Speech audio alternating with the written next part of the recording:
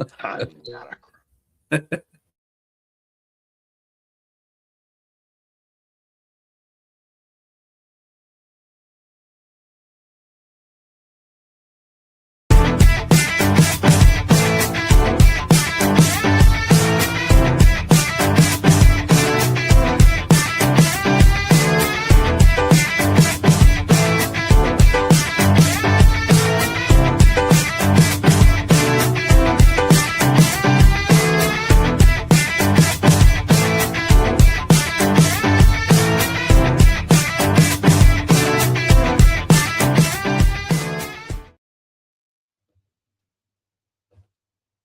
Good day and welcome to the Unprofessional Professional Sports Podcast. I am BA with James Martin, Keith Engel, and just flashing in, Bo Crouch. How are you gentlemen doing this evening, this day? Hello.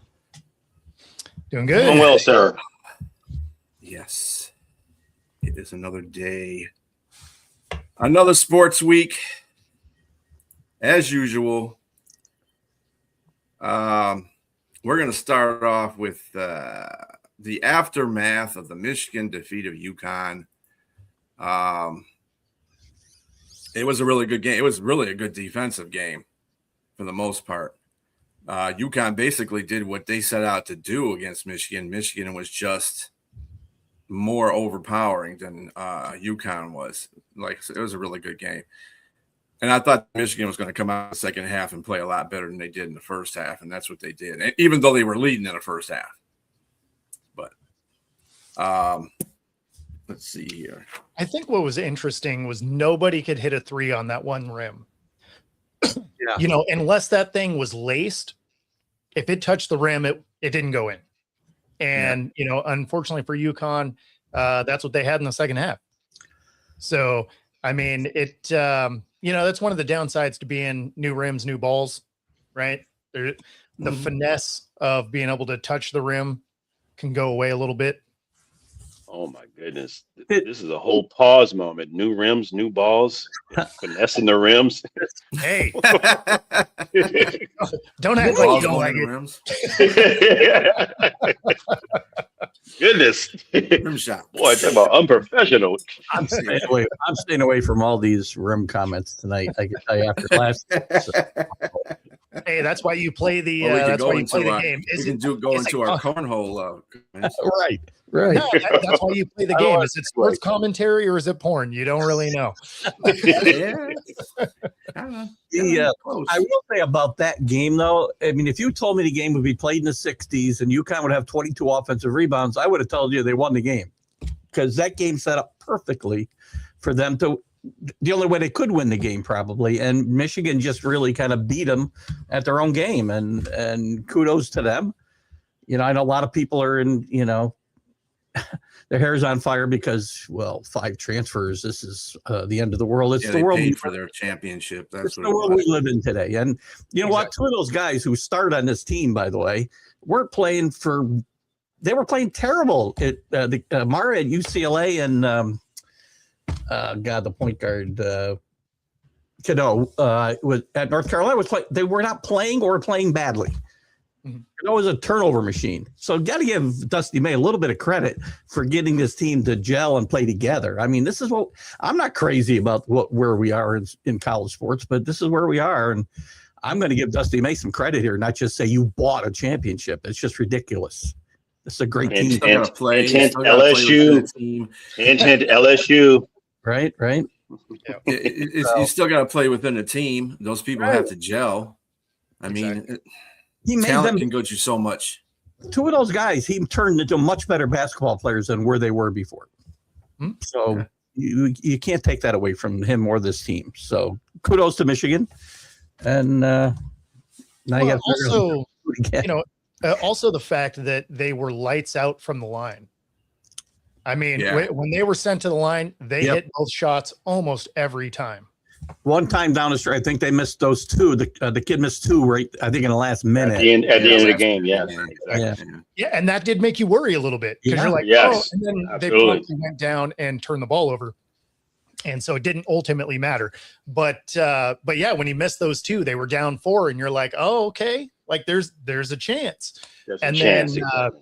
since they didn't capitalize on it, and then it was kind of over. But yeah, I mean, outside of that kid missing both of them, they hit almost everything.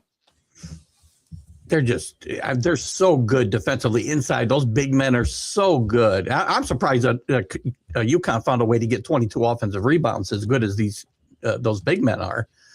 But what can you say? I mean, this team had one of the dominating runs through the tournament of any team, at least in recent history. Yeah, UConn was they got those rebounds because they were really hustling. I mean, UConn Michigan stopped them from scoring as much as they obviously more than them, so they could win. But at the same time, UConn was still gritty in there, and they were still getting a lot of those rebounds just on grit itself. I mean, there was so many battles going on underneath the rim. It was it was a really good game. I thought it was a really good game. So UConn got further than I thought they would. I mean, this is something I mean, you got to remember that last second shot against Duke really it propelled them into the championship. And I just thought Michigan would be the bigger team. It was just too much it was a big wall that they're facing. So, but like you guys said, they came close at the end. It just wasn't meant to be. And shout out to Hurley, man. I just have to give him a lot of credit as a coach, man. He's impressive. So I think it depends on what happens next year, obviously with their recruiting and everything, but they'll probably be in it again next year. I mean, in the Final Four again next year. There's no reason to think they won't. I mean, yeah, sure. Well, the early favorites for the next NCAA championship in Detroit, by the way, will be Duke at 750, Michigan at 900, Arizona at 1,300, and Florida at 1,400. So the top four teams there, that's pretty good. I'm kind of worried about Michigan because the day and age of the transfer portal. I mean, now you got kids that already won a championship. They might want to go somewhere else, or they might want to go in the NBA. Money. You know, that's the thing. They're going to go get some money. You already got a ring. Right. Yep.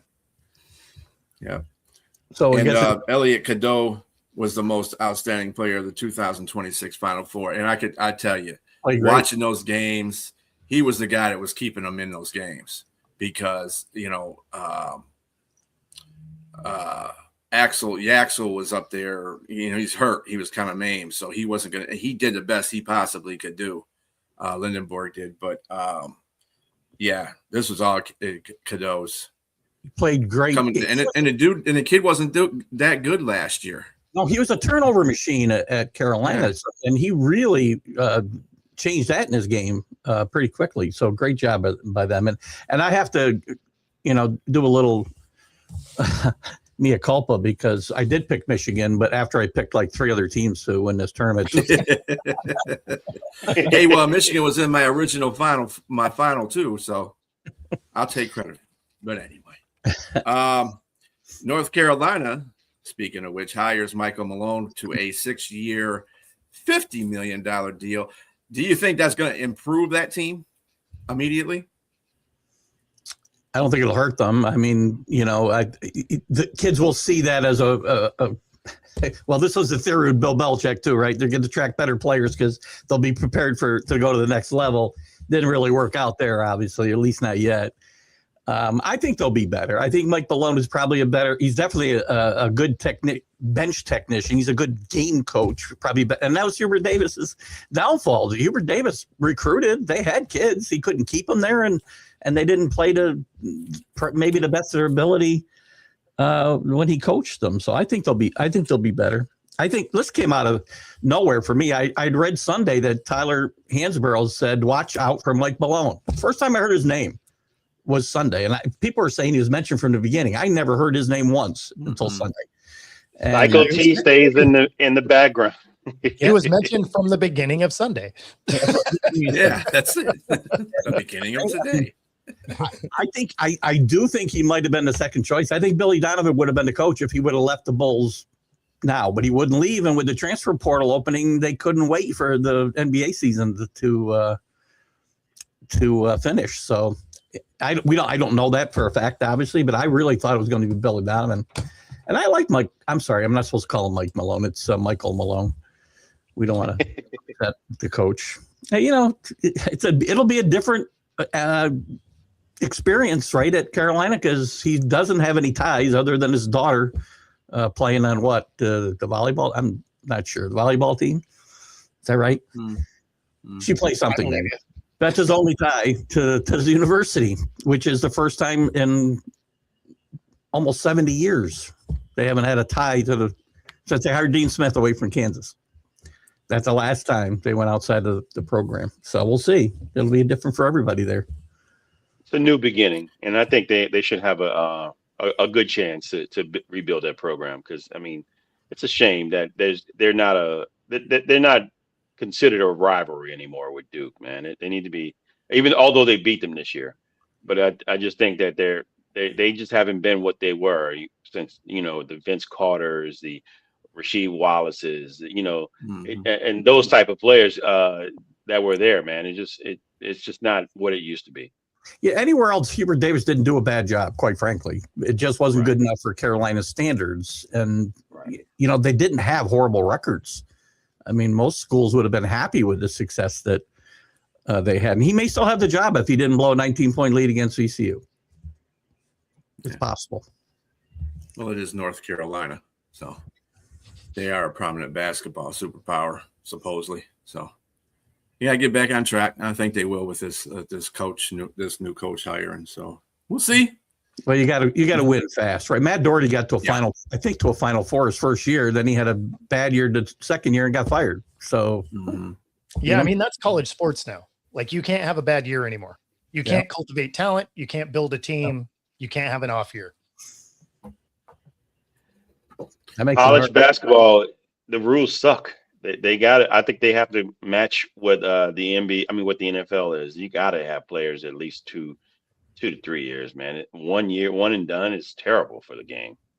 Mm-hmm. You'll see more contracts getting signed. I think there's going to be more, you know, legalese to keep these guys from just jumping everywhere. Yeah. Hopefully they can fix that function. I mean, they should fix the transfer portal in general too. I mean, they should make it so you can transfer once or twice during your career, unless a coach leaves, right? You should have that latitude. That's like a free movement. But outside of that, I mean, I don't know. I don't like the every year you can switch. You know, obviously it's a little bit better with the transfer portal being limited to a single one instead of being able to transfer multiple times in the same year, which was wild. But if they were to limit it to, you know, 1 or 2 during your career outside of a coach leaving or, you know, something like that. I think 1 without penalty is fine. Yeah. Otherwise, you can still transfer, but you're going to have to sit out a year like you used to have to do. You know, or how about just a minimum 2-year contract that you have to, you know, confine yourself to a program? I mean, that's fair, because I mean, you know, you still have the 3-year program. I mean, 3-year release to the NFL deal. I mean, so you almost guaranteed to keep a player out of school.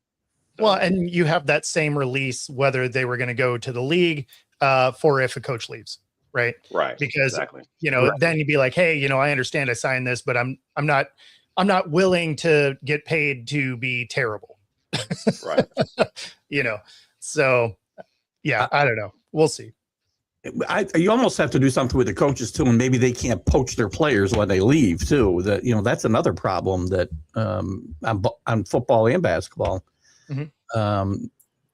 Often, you know, they're poaching the 2 best players. Your second one, but that's okay.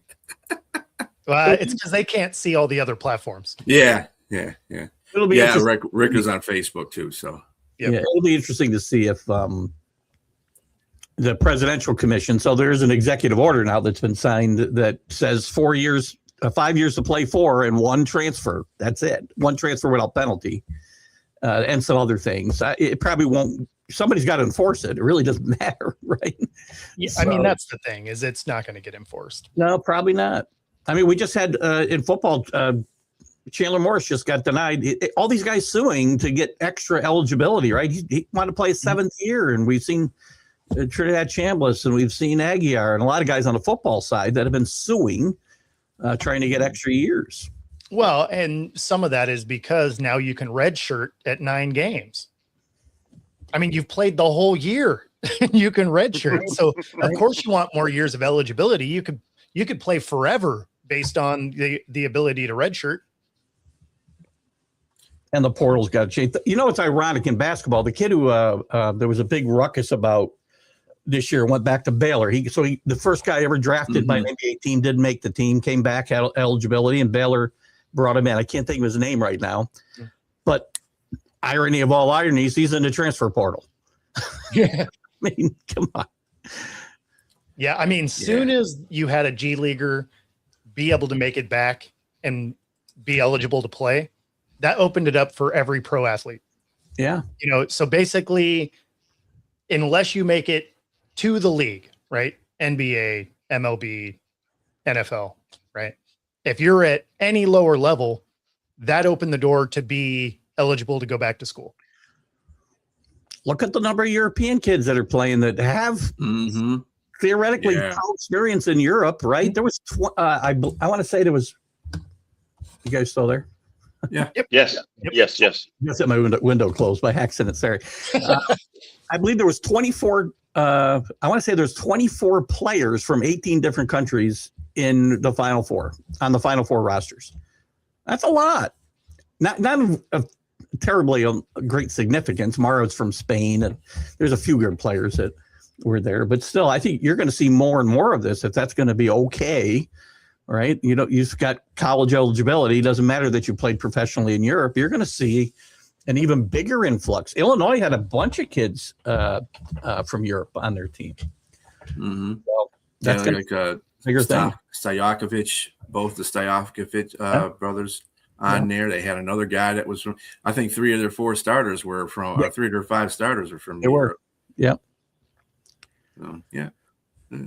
It is the way it is. It's the slowly changing of the guard in the NCAA of how they do things. So it is like it is what it is. But in Major League Baseball news and notes, we had a little bit of a ruckus yesterday between Atlanta Braves pitcher Bernardo Lopez and Los Angeles DH George Solier. They both received 7-game suspensions in yesterday's bench clearing brawl. The 2 players were also fined an undisclosed amount to reduce his ban to 5 games, though. So I guess that's good for him. But yeah, being naughty out there. You know, that was interesting. Baseball brawls are usually pretty boring, but this one kind of like simmered, right? The 2 guys, the stare down was more exciting to me than the fight itself. I thought it was pretty interesting as they kind of stared each other down, and before Soler decided to head to the mound. And he tried to get a couple of good licks in. I don't think he really landed anything. Nothing really landed, but they were swinging. He was. So, he was trying. This wasn't your normal, grab. One that spoke. Yeah. I take it, Bo. You got a video of that one, huh? Of course. Put that up there. Put that up there. Lopez fires into the backstop. It's right back to Heim, who throws late to second base. Now here comes Soler going after Lopez. They square up, and Soler and Lopez are throwing haymakers. They're going after each other. Soler is finally tackled from behind as the Angels and Braves are all out onto the field. That came up out of nowhere. Soler was upset after a couple of pitches were high and in after he hit yet another homer off Lopez. And a fight broke out just out of thin air. When you see that baseball being thrown that far again, we talked about success against them.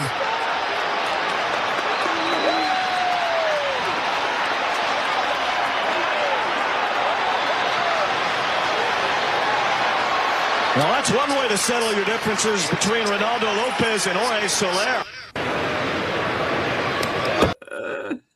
Were they with Man. So the thing I saw in that video, grown men learn how to fight. I mean, they were swinging at each other like it was a girl fight. Sorry. Yeah. Oh man, it was terrible. No, that's exactly what it was. I mean, the arms were swinging they were swinging from the back, coming like what? Yeah. Here's the thing, though. You don't actually want to make you want to swing because you don't want to look. You don't want to look like some chump going out there, but at the same time, you don't really want to make contact because if you're out there swinging, you get fines. You make contact, you are suspended. So as much as we say that from the outside, because you're like, I mean, if you're going to do it. But at the same time, that fine is a lot cheaper than missing significant time playing. But I agree with you, but they made contact, so now you look stupid and you're still suspended. So they look goofy. I would have just I mean, put your dukes up if you're gonna do it and just come in with a few anchormen straight up. I mean, don't swing from you see the part where he was like trying to go back with the punch and he kept going back. Oh yeah. It's like, dude, what are you doing? Well, no, he still had the ball in his hand. So when that started, he still had the ball in the hand. So the first thing was him throwing the ball at him. Yeah. But if you look, but the guy batting was, I mean, his was coming from Texas all the way to Atlanta. I mean, he was throwing it from way back here. But look at the end of his punch. It's like he was pulling it because before he got there, he was curving down. Yeah. That is not a natural punch motion. Yeah. No, I think most of these guys hadn't been in fights since they were like 5 or something like that. I'm pretty sure some of these guys haven't been in a fight ever. Right, exactly. Went to a baseball game and a NHL game broke out. Anyway, Artie Moreno ought to be happy, though. There was some entertainment at the ballpark, and because fans don't care about winning, it's not in the top 5 priorities for fans. But that was probably something Artie was happy to say. Certainly not if you are certainly not if you're an Angels or a Braves fan. Where's Jack when you need him to talk about this? I'm never going to let Artie Moreno off the hook until he sells his team. And hey, the Pittsburgh Pirates signed rookie sensation shortstop Connor Griffin to a 9-year, $140 million contract. He's getting highly touted, but do you think it's going to pay off for him in the long run? I mean, we're batting zero here, but this has become the trend, right? And a lot of teams are trying to do this with their young talent and lock them up. The problem is if you're going to give them outs, and I don't know when his opt-outs are. I mean, I'll give you that money because it's life-changing money, and I'll give you that on the hopes that you'll work out. But when you do work out, and now you think you're underpaid, don't come back to the table.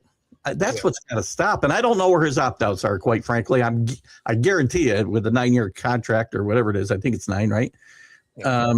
There's going to be several opt-outs in there. Oh, sure. That I wouldn't do. That's where Major League Baseball keeps going off the rails and how salaries go. And again, I don't begrudge anybody. If somebody wants to give you something, then you deserve it. And you got to go earn it. But, you deserve it. Yeah, you don't even have to in baseball. No. As soon as you sign that paper, you don't have to go earn nothing. I meant there's a difference between people say people aren't worth a certain amount of money. And I say anybody's worth whatever somebody's willing to pay them. Whether you earn it is a different story. That's what again, a lot of them aren't going to, and they're still going to get paid. You're right.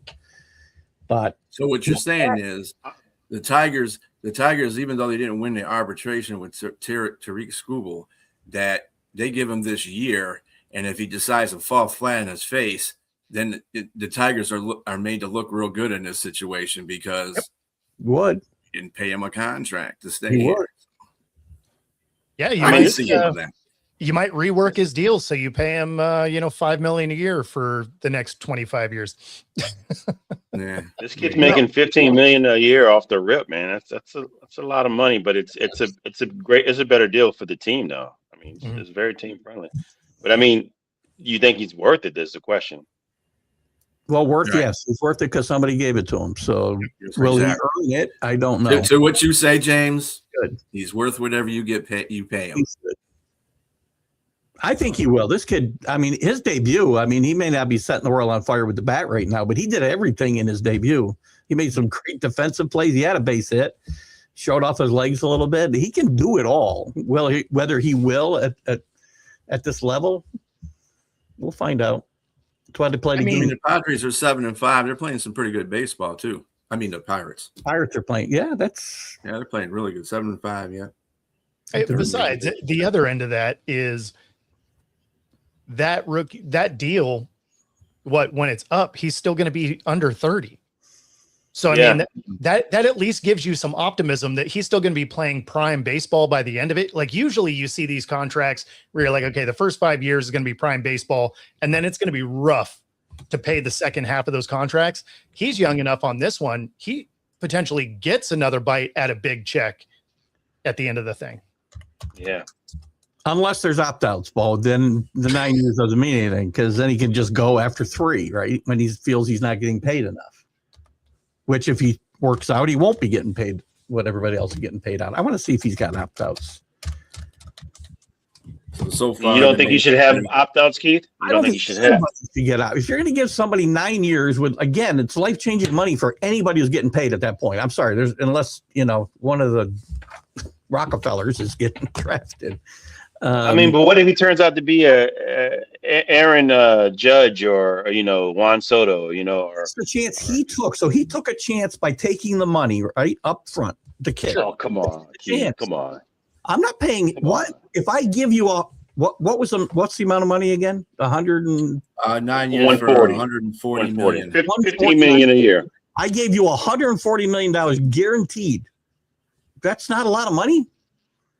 Don't come back. It is to us. I mean, for I'll take it. But I mean, I'm not knocking 40, 50, 60 homers a year out of the park. You either bet on yourself or averaging against yourself. If he wants to bet on himself, then he signs a shorter contract or none and waits for his time. Yep, fair enough. And out his contract then. So no, and that's the way you look at it. Because I mean, I don't like the fact they get it all. Right. Yeah. No, and I completely agree with you. Like you're either betting on yourself or against, right? So you're either saying, hey, something potentially could happen. I'm going to take 140 mil guaranteed. Or you take that shorter deal and you say, hey, I want a bigger bite of the apple. I think I'm still ascending. And, I can't say that I wouldn't take the 140 mil. Right. Because but but look at the average baseball career, kind of like NFL, right? Like they don't always last 10 plus years. The guys you talk about all the time do, but there's a lot of guys on teams you don't talk about and they just disappear every year. So could you be a couple year phenom? Sure. So does that equate to you getting a second bite? Maybe. But if you get hurt, you could have cost yourself a ton of money. So, I mean, kind of goes both ways. I can't say. Yeah. I mean, at 19, if somebody's throwing $140 million, I'm grabbing at 19. Come on. Yeah. Yeah. But here's the thing. And again, to my point from before, you're not going to give the money back if you flame out. So no, of course not. If you overperform, why should I be expected to give you more if I've got you signed for 9 years? That's where I get. And if you're overperforming, you're going to get another shot at this at 28. That's the thing. He's doing it so young. That's a great point. Mm-hmm. But they want more shots at it. If he's got an opt-out, he can get two. He can get 2 big paydays before he's 30. True. So I don't like. I'll give you security, lifetime security. I mean, 140 million will last them, I think. I mean, unless you're buying gas here in Washington, you should be all right. Gas anywhere. No. So for everybody outside of Seattle, regular is around 620 to 650 and diesel is 730. Oh, yeah, the West Coast does have those little, 409. Welcome to Seattle. Today. Man, you're gonna need some food stamps with that. Yeah. No, it just means when your friends are like, hey, you want to go hang out? And be like, nah. No. You got gas money? Go hang out. There you go. My first beer is just driving there. Well, in the MLB so far, the Yankees are leading the AL East with a 8-2 record. In the AL Central, the Guardians are leading at 8-5. Texas is leading the AL West at 7-5. In the National League, the Mets are 7-4. In the Central, the Reds are 8-3. Look at that. Who said Cincinnati wasn't going to do anything? Okay. It's early. I'm just BSing. I was going to say we're 10 games in. Like, right. In the NL West, the Dodgers are 9-2. So there is your Major League Baseball news and notes. In NBA news and notes, Cade Cunningham is coming back after. We didn't talk about how amazing the Mariners look yet.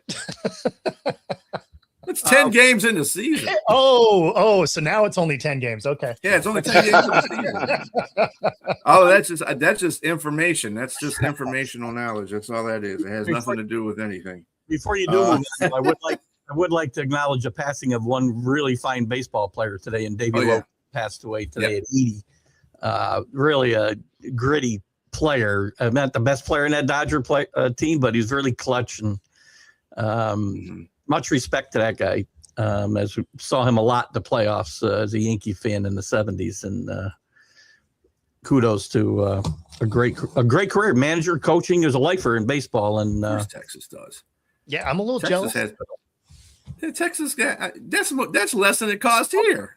That's where all the oil is. Should be cheap, right? See, that's where it's frustrating. Is we get ours from Alaska, and we have refineries here. We have 3 refineries right in Anacortes, which is like, an hour away from here. And then we still somehow have the most expensive fuel. Like, what are we doing? Washington, what color is that state? It's a little on the blue side. Mm-hmm. It also means very expensive.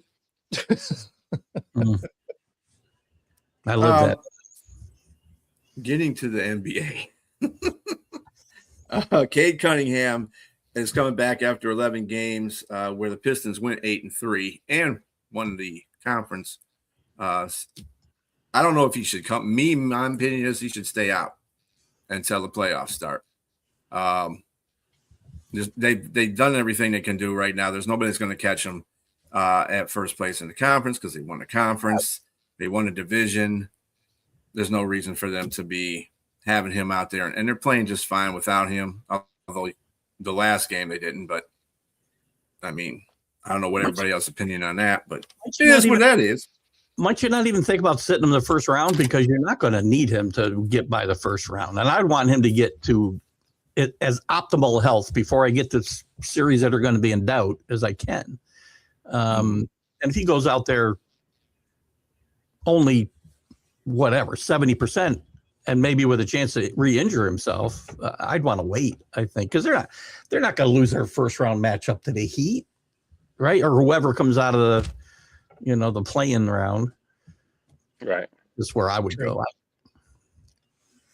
Yeah, I'm thinking the same thing. I mean, yeah, that's what I'm saying, Reggie. Why come back now? It's Reggie, the last great thing.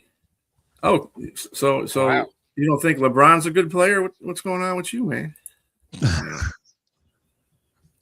Anyway, Draymond, speaking of players, accused the Sacramento Kings of tanking after an intentional foul by the Kings forward Doug McDermott on Seth Curry in their last game. The Warriors sending the guard to the free throw line.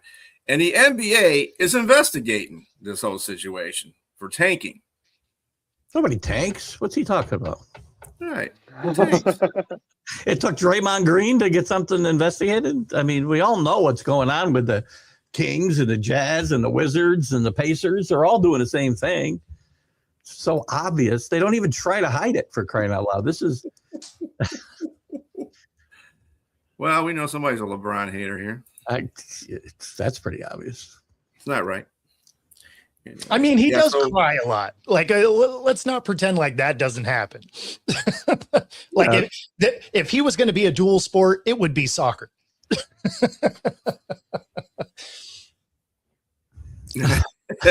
Broken fingernails. I know that's right, Robbie.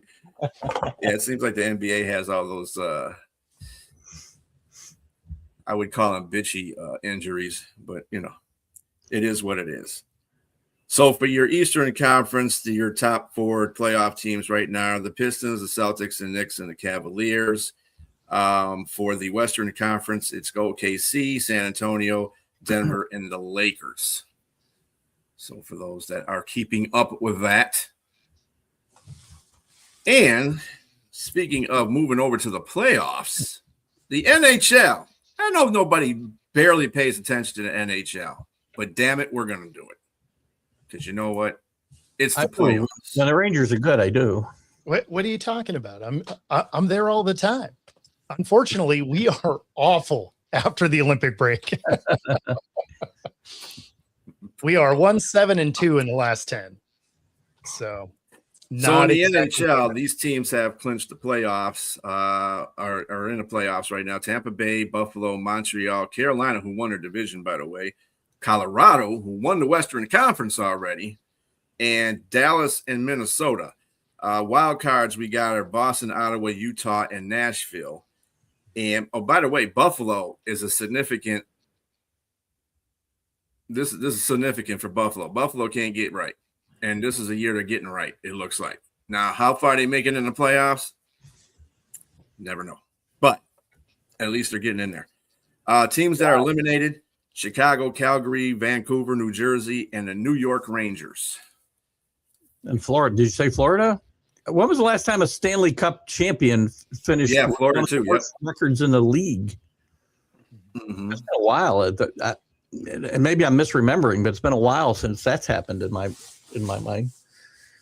I'm excited about what's happened in Buffalo. I'm a Ranger fan, but Buffalo's come back. Lindy Ruff's second tour of duty there, and he's got this team heading in the right direction. I don't think they've been any good since he left the first time. Reggie, I think that would probably – I think it does a little bit, whether they play or they don't, depending how they want to move the line on the in gambling. Another reason leagues shouldn't be in bed with betting sites. But too late, Keith. Too late. You can't put the genie back in the bottle, I know. No, I love the NFL's position. We will fine you and suspend you if you gamble. And this message was brought to you by DraftKings. Right. So that was your NHL news and notes. And the NFL news and notes, McGarry retires from the Falcons, and then the Falcons go out and sign Taylor for tackle position. Caleb McGarry retired because he had bad injuries. He couldn't play anymore. And then they signed this Jawan Taylor. Same Jawan Taylor that's played for Kansas City, correct? The one that kept jumping off sides? I believe so. Yeah. So, yeah, they got him. So he's jumping to another team to jump off sides. There you go. More. I think gravity is more in Atlanta, so it'll hold him to the ground. Yeah. Something about. And things don't get better for the Falcons because James Pierce Jr. did not report to the Atlanta Falcons voluntary offseason workouts. I mean, whatever. For what? What does he need to go there for? The writing's on the wall. Yeah. And on that young lady's car, it's on the police knee. The writing's everywhere. It's definitely he's in trouble. Yeah. I'm not going to sneeze around that. I mean, it's unfortunate. Talented kid, very talented, But and not to beat a dead horse, that there's some things that was mentioned about this at Tennessee. Some of the behavior there. It's kind of why he slid. And, so wow. One of those guys that is a tremendous player in the field, but he's just like an asshole off the field. So, what's the guy that played for Dallas in Carolina? What was his name? I forgot what he had. All Ray the guns Caruth? in the No, not that Carolina. Oh, God, wow. Yeah. I mean, it's not far off, but I mean, he didn't murder anybody. He just had No, the he didn't girl. murder anybody. He beat the girl Well, that's up. a little Though. far off. Yeah. And Forgot the Dexter guy's name. Lawrence wants to trade from the Giants, or he wants to get paid. And I think that's the whole reason why he's asked for a more trade. about money than wanting out of New York or New Jersey. He's going to be too expensive for any team. I mean, some team would bite, but I mean, I'm thinking my team probably definitely wouldn't grab him. I mean, I can imagine how many draft picks that he would command. He's dominant at his position, so and he's 28, so this would probably be his last big contract. Number one pick Mendoza. He's not going to attend the draft. He's going to stay at home, watch it on TV. Just in case he slips. Just in case he feels a little like Aaron Rodgers or something that night. Yeah. Or Geno Smith. Yeah, sure. Well, that's not going to happen. No, of course not. Kyle Pitts signed his franchise tender, and he's attending his off-season workouts right now. Oh, by the way, the Bears legend, Steve McMichael, they found out he had CTE. Like, that's a surprise. Yeah. Come on. That's certainly not shocking. So going on with the NFL, and draft is coming up, obviously. Do you guys have a favorite that you would like to draft at your position that you're at right now, as far as your team is concerned? A few. Being at number 8, I mean, the Saints, I guess I'll start. Caleb Downs, considering we could use a star player that, we lost Alontae Taylor. Definitely Caleb Downs would fill that role. And I think from what I understand, he's very cerebral, has a high football IQ. So I would love to see a player like that be on our defense and then, become a leader there, because he did a lot at Ohio State there. And speaking of Ohio State players, we can use a wide receiver, Cornell Tate, big 17 yards per catch type of guy, wide wingspan. Saints been missing that for a long time. And I would say also, who else? The linebacker, Ohio State, Sonny Styles. I would like to see him there as well. It looks like he touches our point. The draft is what we think it is. Yeah, what it is. Yeah, for sure. Those are the 3 players that I would like. That's who I want my team to get. Oh, I guess they're not going to have a chance with those guys. Exactly. Oh, he's funny. Sorry, that was bad. Winning. Winning cures all. The guys, listen, unless the Patriots are going offensive linemen, I would think with their first pick, there's probably 5 that they've been talking about. So I'm not going to go too deep in detail. The only thing that might throw that off is if Memador from my. Sorry, that's me. That's my nervous. Sorry. Hello. That was just me. The Miami edge rusher, Memador, if he were to fall, which he could, but he's probably going to go in the 20 or so. If he were to fall to them, I think they would move off their plan and go take that edge rusher. He's a little bit on the older side, and he's had some injury issues. But that, quite frankly, my dream would be he falls and the Patriots take him. As much help as they need on the offensive line, I think they can get it later if he falls. And the wide receivers, I'm not crazy about either, quite frankly. I like the kid from Arizona State. He's going to be gone by the time they get to us as well. But this is not a great wide receiver draft. It's not a great quarterback draft. No, I don't know, Keith. Not true. Not great. When I say I think it's deep, but not great at the not great. Gotcha. Not great at the top. I think there's a lot of receivers you can find in this draft, and you don't. What number are the Patriots selecting at? 30, 31? 30, right? 31. Sorry, 31.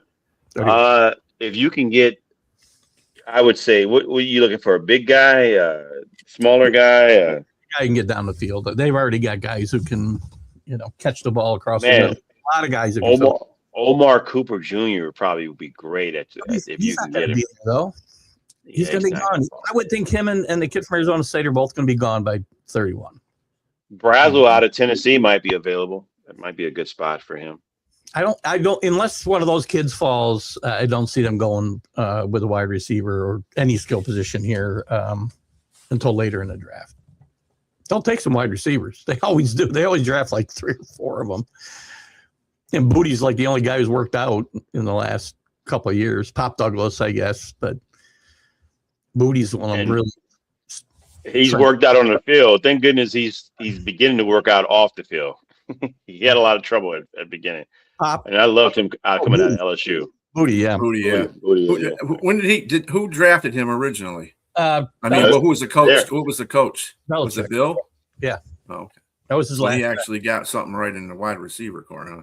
But he was not good the first couple of years. He just coming into his own here the end of the season before and this last season. He's really made great strides. Booty's potential. I hate saying Booty.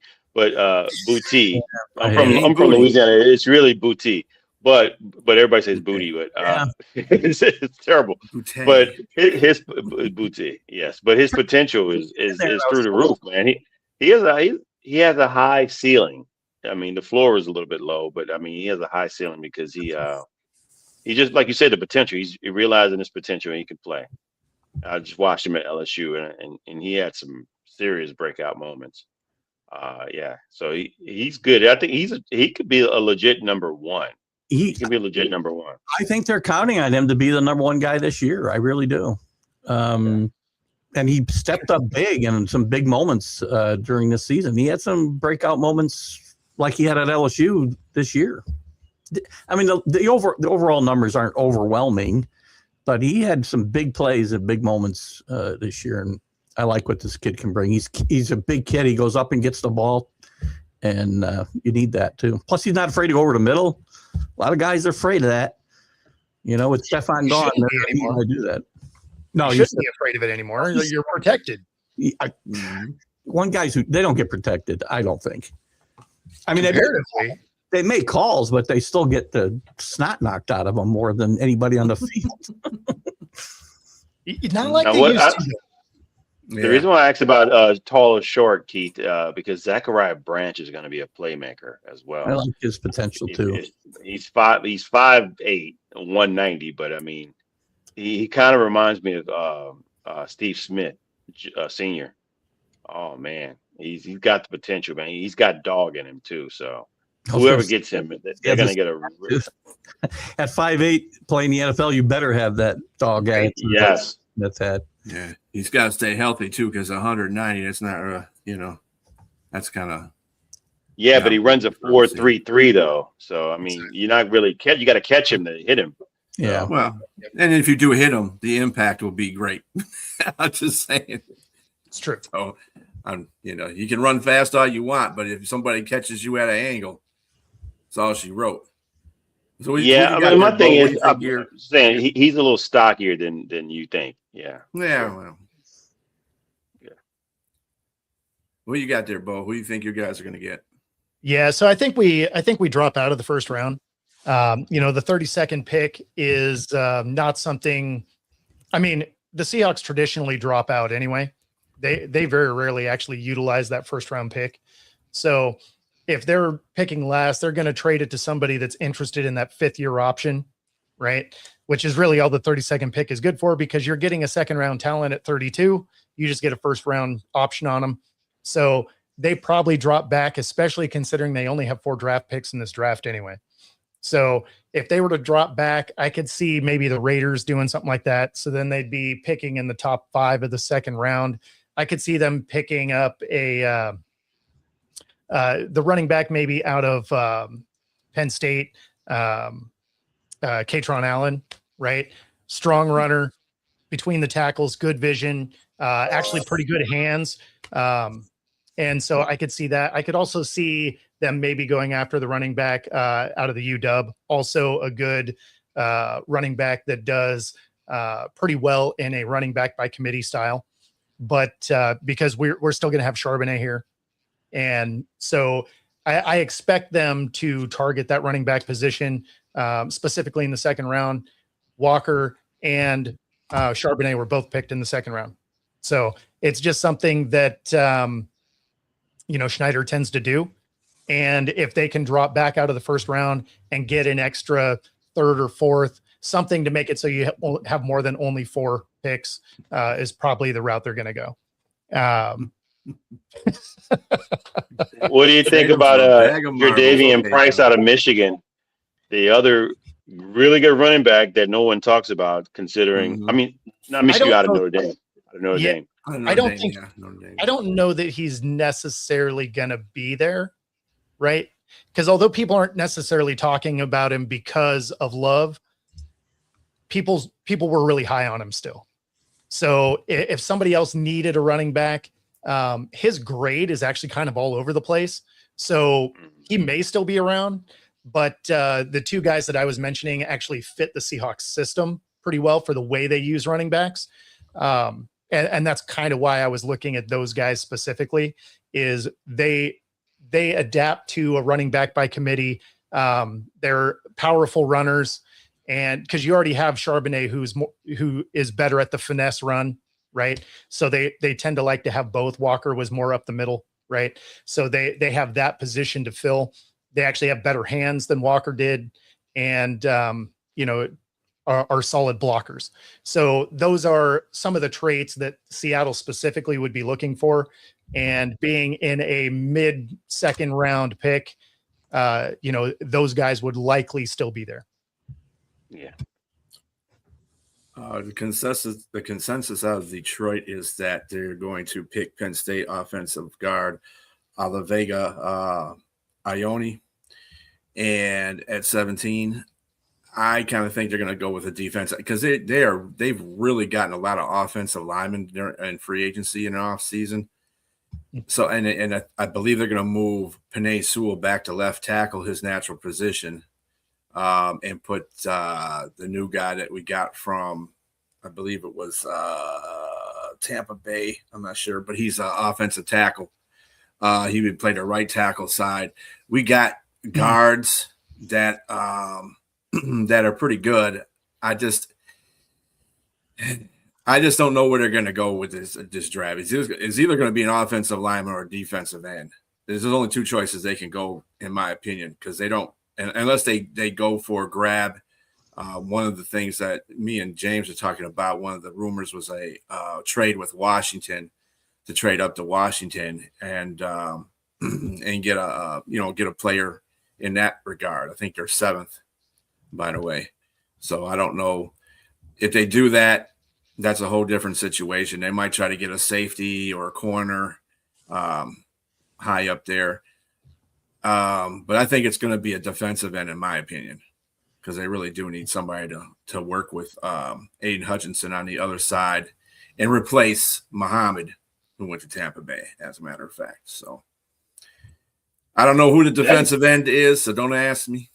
I just know that guard you mentioned. That guard you mentioned out of Penn State.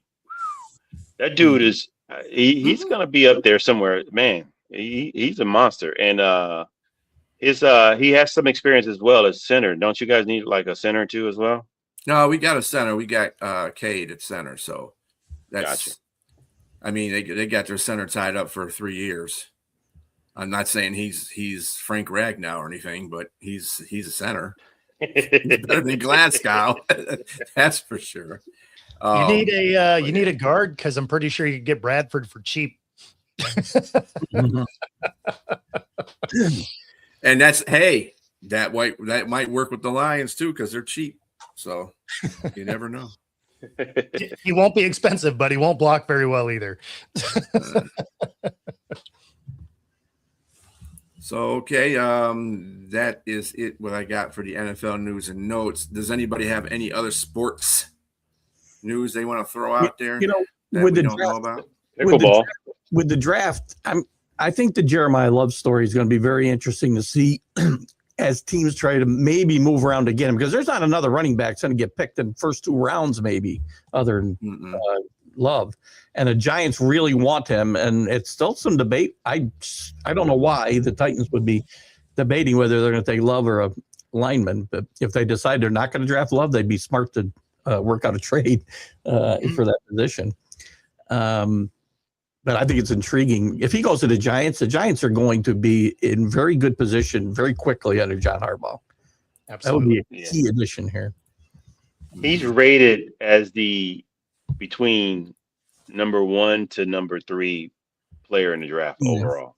Yeah. I mean, I've watched his highlights. He's up there with Jahmyr Gibbs. He's up there with Bijan Robinson. He's in that ilk for sure. Yeah. So he'll be good. He'll be good right away, I think, too. I don't think he's going to be like Giante and the Raiders, because I think he's going to play on the Giants are going to be a better team, I think, with than they were. If he ends up with I think that's just a perfect landing spot for him, for the Giants. And look, at the league wants the Giants to be good too, so it'd be good for the league too. Yep. New Jersey Giants. New Jersey Giants.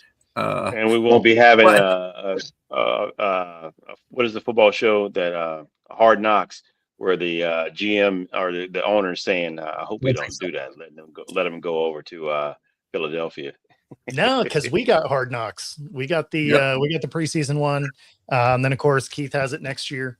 So the league has stopped messing around with the way they used to do it, and they're like, you guys get to do this now. So it's dictated to you instead of because Seattle's turned it down like at least 5 times.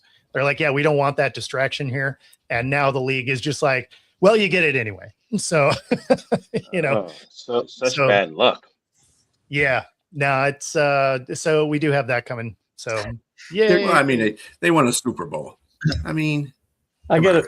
In retrospect, the best moment in Hard Knocks history is one James is talking about, when John Mara is sitting there and telling Shine, if this doesn't work out, I'm not going to be very happy. Yep. He could not have been very happy. Yep. Oh, come on.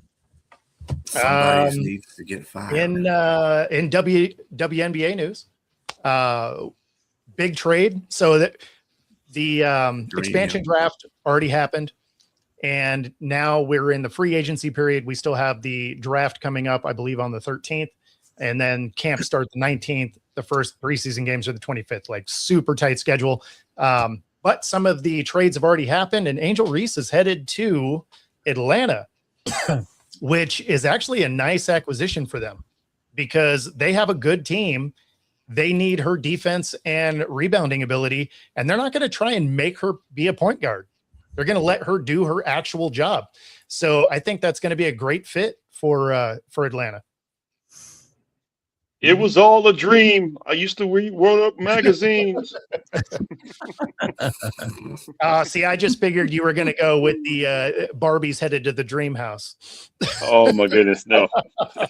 Oh man, that would have been that probably would have been more appropriate. Yeah. Oh, hey, Jonesy. Anyway, so he's at a party. He's in a group of. He's in a party here, Jonesy. Leave the rest. What kind of party? I feel like I'm at a bar where I got left out of a round here. All right, let's not go to parties, okay? You know, we've already had enough of the Diddy stuff. I'm going to go with that stuff anymore. Oh wow! No more cornhole. Party. Cornhole. Well, it's goodness. Well, let's just go Eddie Murphy party all the time. Hope you enjoyed our final show today. Anyway, speaking of that, we are going to close this show up, and we'll see you next Wednesday at 6:00 Eastern Standard Time. Again, thank you to James Martin, Keith Engel, Bo Crouch, and myself for coming on here and dealing with us today. Keith Engel is up next with his college game day, his huddle. And everybody have a great rest of your evening. Peace out. See you.